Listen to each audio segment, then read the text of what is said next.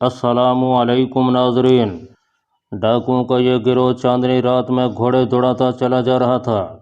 एक जगह से उन्होंने रेलवे लाइन पार किया और दूसरी तरफ आकर अपना रुख मशरक़ की तरफ कर लिया। अब वो बुरहानपुर की मुखालिफ सिमत को जा रहे थे। ये बात मेरे लिए बड़ी खुश आइंदा थी। चांदनी निखरी हुई थी। दूर से जंगल के घने दरख्तों की एक दीवार सी करीब आ रही थी। कुछ देर के बाद हम उस जंगल में दाखिल हो गए। ये लोग पीछे किसी गांव में डाका डाल कर आए थे। मैंने दो तीन डाकुओं के पास दो तीन बड़ी गठड़ियाँ और थैले देखे जो उन्होंने घोड़ों के आगे पीछे लटका रखे थे। उनमें लूटा हुआ माल ही हो सकता था, वरना ये डाकू किसी शॉपिंग सेंटर में शॉपिंग करके नहीं आ रहे थे। जंगल घना होने के बाद घोड़े आहिस्ता आहिस्ता चलने लगे थे। यहाँ चांदनी दरख्तों की शाखों से छन छन कर आ रही थी। रास्ते में एक चश्मा आ गया। यहाँ घोड़ों से उतरकर डाकुओं ने मुंह हाथ धोकर पानी पिया, घोड़ों को भी पानी पिलाया। चलिया डाकू मुझे कहने लगा, भीकम जी अब तुम शहरों को भूल जाओ, हमारे साथ रहो, ऐश करोगे। मैंने अपने बालों में हाथ फेरते हुए कहा, चलिया भैया तुम ठीक कहते हो, मैं भी यही सोच रहा हूँ। चश्मे के पानी की छोटी सी आबशार पत्थरों में से नीचे गिर रही थी। चांदनी में आबशार ख्वाब जैसा मंजर पेश कर रही थी। यहाँ कुछ देर आराम करने के बाद डाकू आगे बढ़े। उनकी खुफिया कमीगा जंगल में काफ़ी आगे जाकर एक दुश्वार गुजार जगह पर थी। इन लोगों ने एक जगह दरख्तों के नीचे तीन चार झोंपड़े डाल रखे थे, बल्कि लगता था कि ये झोंपड़े पहले ही से बने हुए थे। इन डाकुओं ने उन पर कब्जा कर लिया था। झोंपड़ों के बाहर कहीं कहीं मिट्टी के तेल की लालटेनें रोशन थीं, उनकी रोशनी मदम थी। कुछ डाकू वहाँ पहले से मौजूद थे और आग पर गोश्त भून रहे थे। गोश्त की खुशबू फिजा में फैली हुई थी। लक्खू डाकू ने, जो इस गिरोह का सरदार था, माल की गठड़ी और थैले एक झोंपड़ी में रखवा दिए और कहा, माल सुबह खोला जाएगा, अभी कुछ खा पी कर सो जाओ।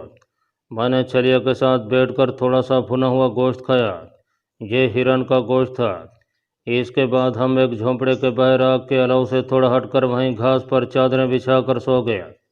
मेरी आंख खुली तो मैंने देखा कि ऊंचे ऊंचे दरख्तों में से रोशनी आबशारों की तरह नीचे गिर रही थी। डाकू अपने अपने कामों में मसरूफ़ थे। करीब ही एक नदी थी। मैंने वहां जाकर मुंह हाथ धोया और वापस आकर बुझे हुए अलाव के पास बैठ गया। एक बड़े देगचे पर चावल पक रहे थे। सरदार लक्खू दादा वहां नजर नहीं आ रहा था। मुंह पूंछता हुआ मेरे पास आकर बैठ गया और अपनी बंदूक को साफ करने लगा। कहो भीकम दास, रात कैसे गुजरी? मैंने कहा, मैं तो जी भर कर सोया दादा।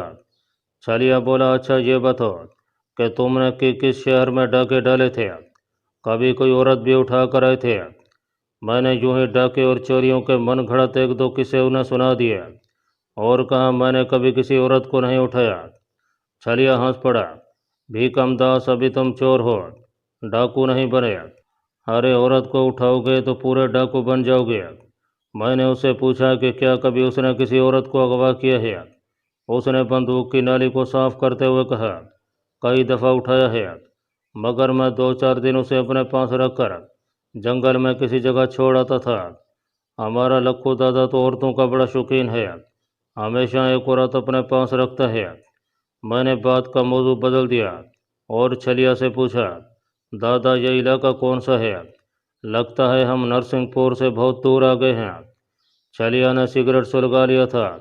काश लगाते हुए कहने लगा, अरे हम नरसिंहपुर बहुत पीछे छोड़े हैं, ये तो मंडाला रेंज के जंगल हैं, और ऊपर की तरफ चले जाएं तो घोड़ों पर एक दिन एक रात के सफ़र के बाद जबलपुर का शहर आ जाएगा। इस डाकू ने मुझे इलाके का पूरा हदूद अरबा बता दिया था। मुझे जबलपुर के बारे में मालूम करना था कि वो शहर वहाँ से किस तरफ है, और ये मुझे छलिया डाकू ने बता दिया था। अब मेरा मिशन वहाँ से जबलपुर फरार होना था। जाहिर है मैं इन डाकुओं के साथ नहीं रह सकता था। इन लोगों की वजह से मुझे दो फायदे हासिल हो गए थे। एक तो ये कि मेरी जान बच गई थी, दूसरे मैं नरसिंहपुर और बुरहानपुर की पुलिस की रेंज से निकल आया था। सब डाकू एक जगह बैठ गए। उनका सरदार भी अपने खेमे से निकल कर आ गया। सब ने मिलकर चावल खाया और मिट्टी के प्यालों में गरम गरम चाय पिया। اس کے بعد لوٹے ہوئے مال کی گٹھڑیاں اور تھیلے کھولے گئے، ان میں سونے چاندی کے زیور اور کرنسی کے نوٹ تھے۔ لکھو دادا نے سونے کے زیور اپنے پاس ہی رکھے اور کرنسی نوٹ کا کچھ حصہ ڈاکو میں تقسیم کر دیا۔ اس نے میری طرف دیکھ کر کہا، ارے بھیکم داس، تو کیوں خالی ہاتھ بیٹھا رہے؟ یہ لے، تو بھی کچھ مال اپنے پاس رکھ لے۔ اس نے نوٹوں میں سے کچھ کرنسی نوٹ اٹھا کر مجھے دے دیے۔ یہ 10-10 اور 50-50 کے نوٹ تھے، مجھے ان کی آگے سفر میں ضرورت پڑ سکتی تھی۔ میں نے لکھو دادا کا شکریہ ادا کرتے ہوئے نوٹ اپنے پاس رکھ لیے۔ لکھو دادا نے چھلیا کو کہا، ابے چھلیا، اندر ہماری رانی کو بھی جا کر چائے دیا۔ چھلیا میرے پاس بیٹھا تھا، کہنے لگا، تم یہیں بیٹھنا، میں رانی کو چائے دے کر ابھی آتا ہوں۔ وہ چلا گیا۔ میں وہیں بیٹھ کر سگریٹ پیتا رہا اور دوسرے ڈاکوؤں کو اپنا نوٹ گنتا اور آپس میں ہنسی مذاق کرتے دیکھتا رہا۔ لکھو دادا اپنا خاص ساتھی کو پاس بٹھے اسے سونے کے زیور دکھا رہا تھا۔ تھوڑی دیر بعد چھلیا واپس آ گیا۔ مجھے چھلیا سے اب یہ معلوم کرنا تھا کہ جنگل سے کس طرف ہو کر جبل پور شہر کی طرف جانا پڑتا ہے۔ یہ معلومات مجھے بڑے طریقے سے حاصل کرنی تھیں کہ چھلیا کو یہ شک نہ پڑے کہ میں وہاں سے فرار ہونے کا پروگرام بنا رہا ہوں۔ میں نے ڈاکوؤں کے سردار کی رانی کے بارے میں بات شروع کرتے ہوئے اسے پوچھا کہ یہ رانی کون ہے؟ کہنے لگا، لکھو دادا کی رکھیل ہے۔ اور کون ہوگی؟ گاؤں میں شادی تھی، مجرا کرنے وہاں آئی ہوئی تھی۔ ہم نے گاؤں میں ڈاکہ ڈالا اور لکھو دادا کو رانی پسند آ گئی، بس اسے اٹھا کر لے آیا۔ میں نے جنگل کے درختوں کو دیکھتے ہوئے کہا، چھلیا بھیا، مجھے یہ جگہ محفوظ نہیں لگ رہی۔ وہ کیوں؟ بات یہ ہے کہ چونکہ میں شہر میں چوریاں کرتا رہا ہوں، اس لیے شہر کی پولیس کو خوب جانتا ہوں۔ کل رات ہمارا پولیس مقابلہ بھی ہوا تھا۔ میرا دماغ کہتا ہے کہ پولیس نے اپنے خفیہ آدمی ضرور چھوڑ رکھے ہوں گے۔ ارے ان کی کیا مجال کہ ہمارے ڈیرے کی طرف ہیں، اور پھر ہم نرسنگ پور پولیس کی رینج سے بہت دور ہیں۔ میں نے سگریٹ بجھے ہوئے الاؤ کی راکھ میں پھینکتے ہوئے کہا، لگتا ہے میں اس جنگل میں پہلے بھی آ چکا ہوں۔ ایک بار مجھے 6 ماہ کی قید ہو گئی تھی اور مجھے جبل پور کی جیل میں لایا گیا تھا۔ میں وہاں سے دوسرے مہینے ہی جیل توڑ کر بھاگ نکلا۔ مجھے جہاں تک یاد پڑتا ہے میں انہی جنگلوں میں پھرتا رہا تھا۔ چھلیا کہنے لگا، ارے بھیکم بھیا، یہاں سے جبل پور بہت دور ہے، راستے میں ایک دریا بھی پڑتا ہے، 2 بڑے خطرناک جنگل آتے ہیں۔ ایک پگڈنڈی میری بائیں جانب درختوں میں بنی ہوئی تھی۔ میں نے چھلیا سے پوچھا، اچھا یہ بتاؤ یہ پگڈنڈی کس طرف جاتی ہے؟ چھلیا نے اس پگڈنڈی کی طرف دیکھ کر کہا، یہ پگڈنڈی یہ منڈالا کے چاندر کو جاتی ہے، جو یہاں سے ایک رات کے سفر کے بعد آتا ہے۔ وہاں ایک سماد ہے، کہتے ہیں رات کے وقت وہاں کسی سادھنے کی بدبو آتی ہے، اکا دکا مسافر نظر آ جائے تو اس کا کلیجہ نکال کر کھا جاتی ہے۔ میں نے اپنے موضوع پر قائم رہتے ہوئے کہا، میرا خیال ہے چاندر کے آگے دریا آتا ہوگا، شاید میں اس دریا کو پار کر کے ادھر آیا تھا۔ چھلیا نے مجھے جھٹلاتے ہوئے کہا، ارے دریا تو منڈالا کے چاندر سے 10 کوس پر ہے۔ دریا پر آدمی کو 2 دن کا گھوڑے پر سفر کرنا پڑتا ہے، تب جا کر جبل پور کی ریلوے لائن آتی ہے۔ چھلیا نے مجھے وہاں سے جبل پور تک کا راستہ بتا دیا تھا۔ میں نے اس راستے کی وہ ساری نشانیاں جو اس نے مجھے بتائی تھیں ذہن نشین کر لیں۔ اب میں وہاں سے فرار ہونے کے منصوبے پر غور کرنے لگا۔ میں نے اس مقصد کے لیے رات کے پچھلے پہر کا وقت طے کر لیا۔ میں اپنے ساتھ ایک بندوق ضرور لے جانا چاہتا تھا۔ چھلیا کی بندوق 2 نالی تھی اور وہ مجھے پسند تھی۔ وہ اسے ہر وقت اپنے پاس رکھتا تھا۔ رات کو بھی بندوق اس کے پہلو میں پڑی ہوتی تھی۔ میں نے سارا پروگرام ذہن میں بنا لیا اور رات کے پچھلے پہر کا انتظار شروع کر دیا۔ شام کے وقت وہاں آگ کا آلو روشن ہو گیا، اور جیسا کہ یہ لوگ کیا کرتے ہیں، وہاں دیسی شراب کا پیپا کھل گیا۔ دیسی شراب کا یہ پیپا ڈاکو کسی گاؤں سے اٹھا کر لائے تھے۔ سب ڈاکوؤں کو بڑی جلدی نشہ چڑھ گیا۔ میں الاؤ سے ہٹ کر ایک درخت سے ٹیک لگا کر بیٹھا تھا۔ چھلیا دوسرے ڈاکوؤں کے ساتھ مل کر شراب پی رہا تھا۔ اس نے مجھے بھی پلانے کی کوشش کی تھی، مگر میں نے اسے بتایا ہوا تھا کہ میرے گرو جی نے مجھے سوم رس پینے سے منع کیا ہوا ہے۔ ہندو لوگوں میں اپنا گرو سے کیے ہوئے وعدے کی بڑی سختی سے پابندی کی جاتی ہے، اور جو کسی کو یہ وعدہ توڑنے کے لیے مجبور کرے، ان لوگوں کا عقیدہ ہے کہ اگلے جنم میں وہ بھیڑیے کی شکل میں پیدا ہوتا ہے۔ चुनाचे छलिया ने मुझे शराब पीने पर बिल्कुल मजबूर नहीं किया था। सारे डाकू मदहोश हो रहे थे। लक्कू दादा भी खूब पी रहा था और मदहोशी के आलम में था। रानी सिगरेट पीती हुई मेरे पास आकर बैठ गई। मेरी तरफ गौर से देखने लगी। मैंने पूछा, क्या देख रही हो? मुझे मालूम हो चुका था कि यह तवैफ है, लेकिन मेरा ख्याल था कि उस पर बड़ा जुल्म हुआ है। डाकू उसे उठा कर ले आए हैं। कहने लगी, तुम शहर के लगते हो, इन डाकुओं में ज़्यादा देर ना रह सकोगे। लक्कू दादा ने मुझे तुम्हारे बारे में सब कुछ बता दिया है। मैंने जवाब दिया, रानी भैया, अगर तुम यहाँ इन लोगों के साथ रह सकती हो तो मैं भी रह लूँगा। तुम कहाँ की रहने वाली हो? रानी ने सिगरेट का धुआं उड़ाते हुए कहा, मेरे में और तेरे में फ़र्क है। मैंने बड़े बड़े मगरमच्छों को भुगताया है, बिन मानस तू मेरे लिए कुछ भी नहीं। वैसे भी मुझे डाकू लोग शहरी बाबू के मुकाबले में अच्छे लगते हैं। मैं तो यहाँ बड़ी खुश हूँ। अगर तुम यहाँ रहे तो देख लेना, एक दिन मैं इन डाकुओं की सरदारनी बन जाऊँगी। ये और ही तरह की तवाइफ थी। इसका अंदर बाहर एक था, वो हर तरफ से तवाइफ थी। जब उसका सिगरेट ख़त्म हो गया तो वो उठी और बोली, ये बिन मानस लक्कू तो सारी रात पिएगा, मैं चल कर सोती हूँ, नींद आ रही है। वो चली गई और मैं उन दरख्तों की तरफ देखने लगा जहाँ से फरार होकर मुझे जबलपुर की तरफ जाना था। हल्की चांदनी दरख्तों में से छीनकर पगडंडी पर पड़ रही थी। मैं खामोशी से बैठा डाकुओं को शोर शराबा मचाते देखता रहा। मैं उसी रात डाकुओं के खुफिया अड्डे से निकल गया। जाते हुए मैंने छलिया की बंदूक और कारतूसों की पेटी उठा ली थी। वो झोंपड़ी के बाहर धूत होकर सोया हुआ था। मैंने अल्लाह का नाम लेकर पगडंडी पर चलना शुरू कर दिया। छलिया ने कहा था कि जबलपुर तक यह रास्ता घोड़ों पर सवार होकर सफ़र करो तो 2 रातों 2 दिनों में तय होता है। मैं पैदल चल रहा था। जाहिर है बड़ा लंबा सफ़र था, मगर यह ख्याल भी था कि शायद रास्ते में कोई सवारी मिल जाए। सबसे पहले मंडाला का चांद रहने वाला था।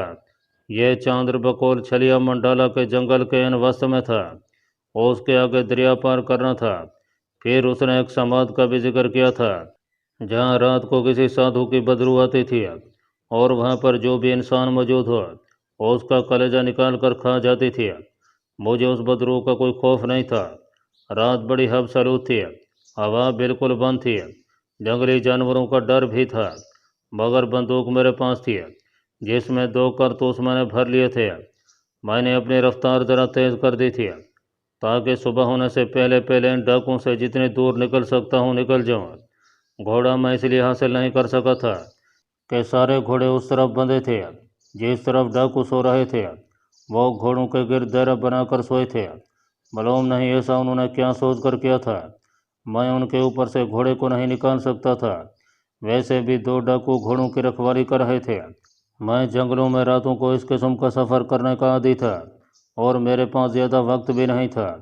लिहाजा अल्लाह का नाम लेकर पैदल ही चल पड़ा था कि खुदा मुसब्बिबुल असबाब है। आदमी की नीयत नेक हो तो कुदरत कोई न कोई अच्छा सबब बना देती है। आप यूँ समझ लें कि मैं करीबन आधी रात तक जंगल में चलता रहा, कभी आहिस्ता आहिस्ता, कभी तेज़ तेज़। थक जाता तो थोड़ी देर के लिए किसी जगह बैठ जाता। जंगल शिकल बदलता चला गया, कभी घने दरख्तों के झुंड आ जाते, कहीं कोई खई आ जाती है, कहीं खई नीचे उतर जाती है।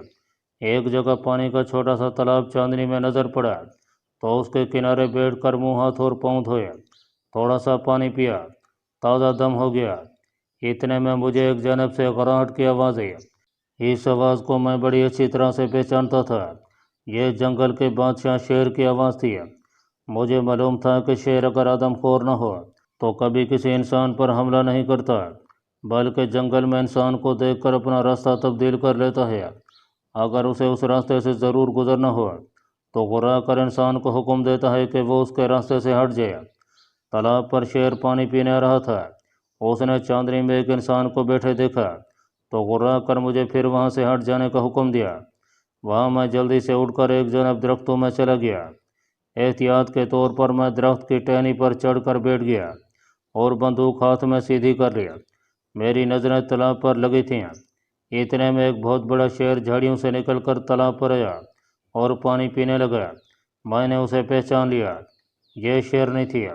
उसकी गर्दन पर शेरों वाले घने बाल नहीं थे। देर तक शेरनी पानी पीती रही। जब खूब सैर हो गई तो उसने मुंह ऊपर करके जबड़े खोलकर सर को दाएं बाएं झटके दिए। एक बार फिर गुर्राई, ये इसलिए कि उसे करीबी इंसान की बू आ रही थी। फिर पलटकर दौड़ती हुई दरख्तों में गायब हो गई। मैं दरख्त से उतरा और पगडंडी पर चलने लगा, जो अब झाड़ियों में बड़ी मुश्किल से चांदनी रात में नजर आती थी। मैं अंदाजे से चला जा रहा था। मैंने अपना रुख उस तरफ नहीं रखा हुआ था जिस रुख पर मैं डाकू के डेरे से चला था। आधी रात को मैं चला था। पूप फटने लगी तो मैं अभी तक आहिस्ता आहिस्ता जंगल में चल रहा था। रास्ते में एक जगह काले नागों का जोड़ा भी देखा, जो चांदनी में बड़े मज़े से खेल रहा था। मैं परे हटकर आहिस्ता गुजर गया। चांदनी रातों में एक दूसरे से राजो नियाज की बातें करता हुआ।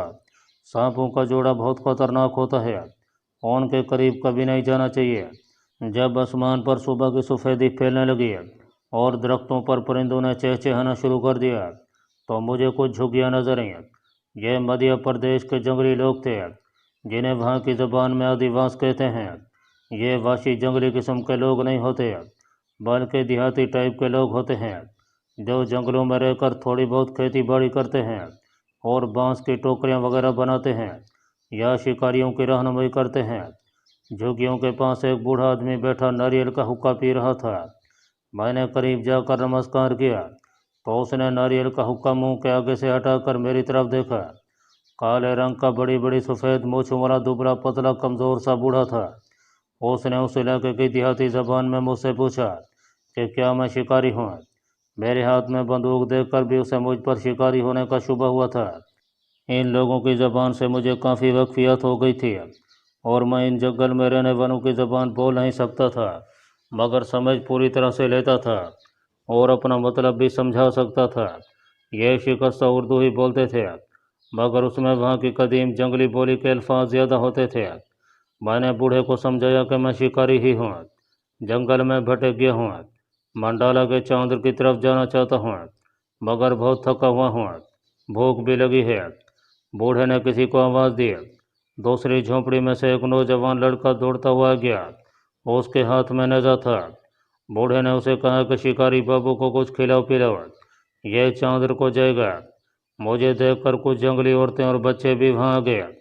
वो बड़े शौक से मुझे देख रहे थे। इसकी वजह महज इतनी थी कि वहाँ जो शिकारी आता था, इन लोगों को बिस्कुट, चाय की पत्ती और नमक वगैरह ज़रूर दे जाता था। मेरे लिए एक आदमी कुछ रोटियां ले आया, जिन पर बैगन की भजिया डाल दी गई थी। मैंने बड़े मज़े से रोटी खाई, पानी पिया, फिर सिगरेट सुलगा कर बूढ़े से चांद्र के बारे में पूछा। जो लड़का मेरे लिए रोटी लाया था, वो भी हमारे सामने बैठ गया था। मैंने जेब से कुछ रुपए निकाल कर बूढ़े को और कुछ रुपए लड़के को दिए। वो रुपए लेकर बड़े खुश हुए। उन्होंने बताया कि मंडाला का चांद्र वहाँ से अभी काफ़ी दूर है। चांद्र के आगे मंडाला का कस्बा है, जिसके आगे दरियाई कावेरी बहता है। मैंने उसे साधु की बदरू वाले समाज के बारे में दरियाफ्त किया तो वो कानों को हाथ लगाकर बोला, भगवान उससे बचे, खबरदार उस तरफ मत जाना। मुझे नींद आने लगी थी। मैंने बूढ़े को बताया कि मैं सारी रात चलता रहा हूँ, अब कुछ देर के लिए आराम करना चाहता हूँ। उन्होंने एक झोंपड़ी खाली कर दी। मैं झोंपड़ी में जाकर सो गया। काफ़ी देर तक सोया रहा। जब उठा तो बिल्कुल ताज़ा दम था। झोंपड़ी के बाहर धूप निकली हुई थी। मैंने पतलून की जेब में से नोट निकाल कर गिने। कुल 2032 रुपये थे। डाकुओं के सरदार लखू के पास लूट का माल था। उसने बड़ी फराग दिली से मेरी तरफ नोट उछाले थे। ये सारे के सारे नोट मेरे पास ही थे। जंगल के इन बासियों ने मेरी जेब को हाथ भी नहीं लगाया था। इनके यहाँ अक्सर राजवाड़ों के अफसर और बैर के अंग्रेज शिकारी शिकार खेलने आते रहते थे। ये लोग अपनी साख और अपने कारोबार के ख्याल से चोरी चकारी बिल्कुल नहीं करते थे और शिकारियों की किसी कीमती चीज़ को हाथ भी लगाना पाप समझते थे। मेरे पास श्रीनगर तक पहुंचने के लिए काफ़ी रकम मौजूद थी। मैंने दोपहर को इन लोगों के साथ थोड़ा बहुत खाना खाया और इन्हें 200 रुपये देकर इनसे एक टट्टू भी ले लिया। बूढ़े ने कहा, दरिया के घाट पर जाकर टट्टू को छोड़ देना, ये अपने आप हमारे पास आ जाएगा। दरिया के पार तुम्हें टट्टू की ज़रूरत नहीं रहेगी, आगे तुम्हें रेलगाड़ी मिल जाएगी।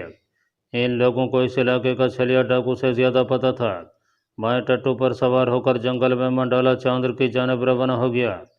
सफ़र करते करते शाम हो गई। एक जगह थोड़ी देर आराम किया और फिर चल पड़ा। آدھی رات کو جنگل زیادہ گھنا اور خوفناک نظر آنے لگا تو وہیں ایک درخت کے ساتھ ٹٹو کو باندھا اور ایک طرف پڑ کر سو گیا۔ دوسرے روز دھوپ نکلی ہوئی تھی کہ اٹھا اور دوبارہ اپنے سفر پر روانہ ہو گیا۔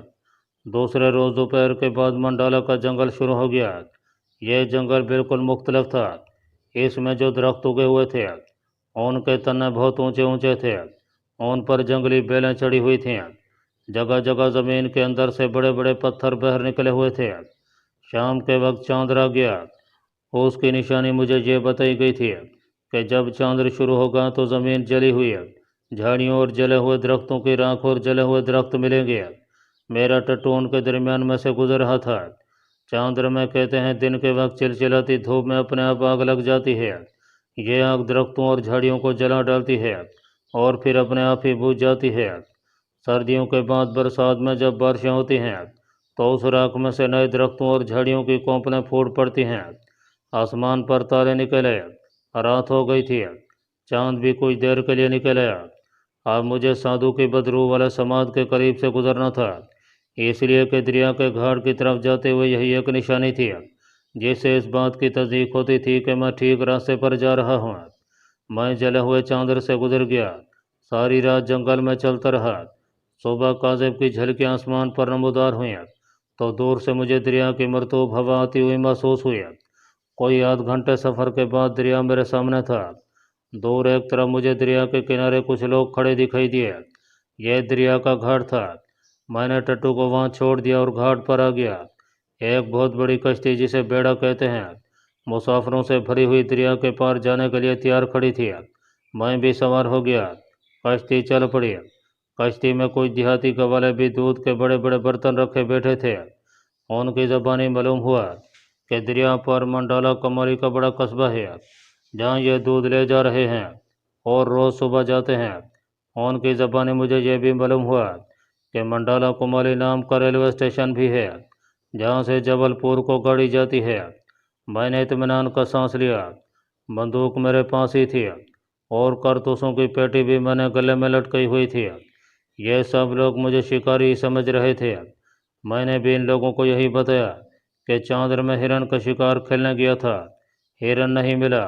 اب منڈالا جا رہا ہوں، جہاں سے آگے جبل پور چلا جاؤں گا۔